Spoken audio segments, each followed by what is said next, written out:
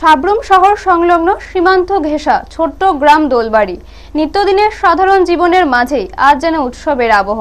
কারণ এই গ্রামেরই মেয়ে রুদ্রাক্ষীনাথ অসাধারণ সাফল্যে গোটা অঞ্চলকে গর্বিত করেছে।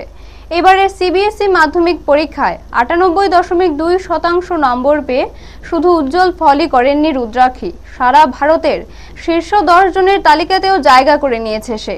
ফলে দোলবাড়ি থেকে শুরু করে গোটা সাব্রুম মহকুমা ও দক্ষিণ ত্রিপুরা জেলা জুড়ে এখন খুশির হাওয়া। রুদ্রাক্ষীর এই সাফল্যে তাকে সংবর্ধনা জানাতে তার বাড়িতে পৌঁছান সাব্রুমের প্রাক্তন বিধায়ক শঙ্কর রায়। তিনি বলেন, রুদ্রাক্ষীর এই কৃতিত্ব শুধু তার পরিবারের নয়, গোটা এলাকার গর্ব। সীমিত সুযোগ সুবিধার মধ্যেও যে বড় সাফল্য অর্জন সম্ভব তা সে প্রমাণ করেছে।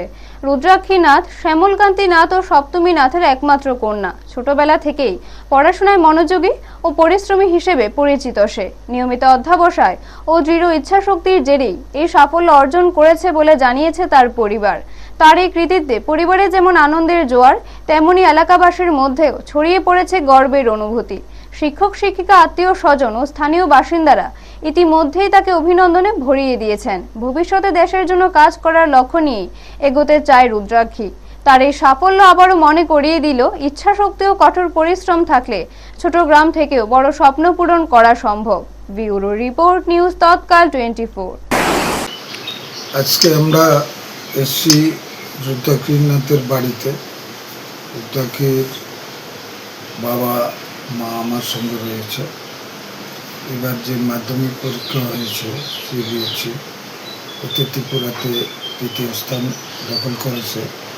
ওর প্রাপ্ত নাম্বার হলো 98.2। তো আমরা এর সাথে এতক্ষণ আলোচনা করেছি, এর ভবিষ্যৎ পরিকল্পনা নিয়ে আলোচনা করেছি। তো ওর যে আগামী দিনে তার যে লক্ষ্য, আমরা চাইছি তার লক্ষ্য পূরণ হোক, এবং তার লক্ষ্য পূরণের ক্ষেত্রে আমাদের তরফ থেকে যা যা সহযোগিতা করা, আমরা সেই সহযোগিতা করার জন্য প্রস্তুত আছি। এবং আমরা সেই তার যে সাফল্য আসে আগামী দিনে এবারের মতো, তার জন্য আমরা সহযোগিতাটা বাড়িয়ে দেব। যুব সমাজের প্রতি কি বলতে চাইবেন? আমরা তো চাইছি, আমরা সাব্রুমের চাইছি এরকম রুদ্রাক্ষীনাথের মতো আরও ছেলেমেয়েরা যাতে আগামী দিনে ভালো রেজাল্ট করে উচ্চশিক্ষা লাভ করতে পারে। আমাদের রাজ্যের শিক্ষামন্ত্রী তথা মাননীয় মুখ্যমন্ত্রী উনিও চেষ্টা করছে। আমরা চাইছি আমাদের রাজ্যের সাথে সাথে সাব্রুমও যাতে শিক্ষার বিকাশ ঘটে।